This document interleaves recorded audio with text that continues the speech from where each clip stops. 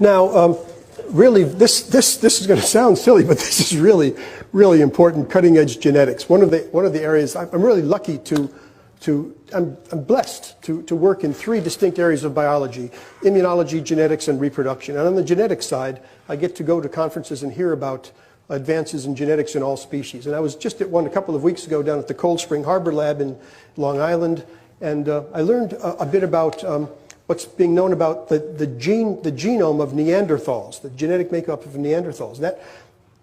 The genome sequencers, led by Svante Pabo, who works in Germany, has taken tiny little fragments of Neanderthal bones, isolated DNA, and determined the genome of the Neanderthal, and used that information to determine, using genetic methods, how long ago Neanderthals and humans were a single species, where the common ancestor was.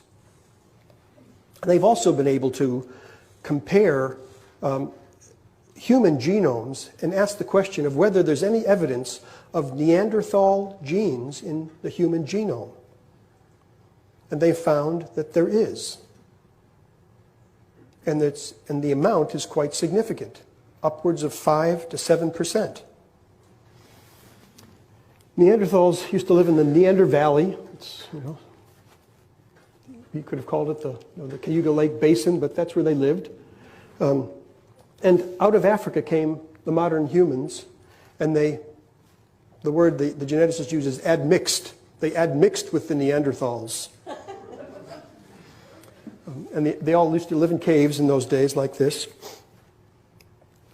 Came out of Africa, admixed with the Neanderthals. This was Neanderthal territory. There was another group of Neanderthal-like creatures called the Denisovans. They lived up here in Siberia, and they have their genome has been sequenced. They were distinct from the Neanderthals.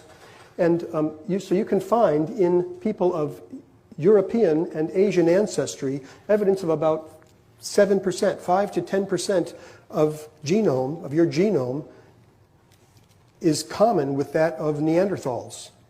We've been separated from them for 30,000 years or so.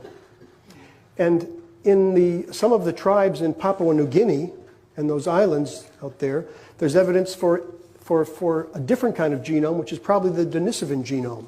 And they might have 7% Neanderthal and 5% Denisovan. So they might be 12 or 15% different from us. And in fact, the Africans who came out from Africa have no evidence of any Neanderthal genes in them. No evidence of admixture. So they're the real pure humans. Homo sapiens. Really, really interesting, and it gives you a lot to think about. Right.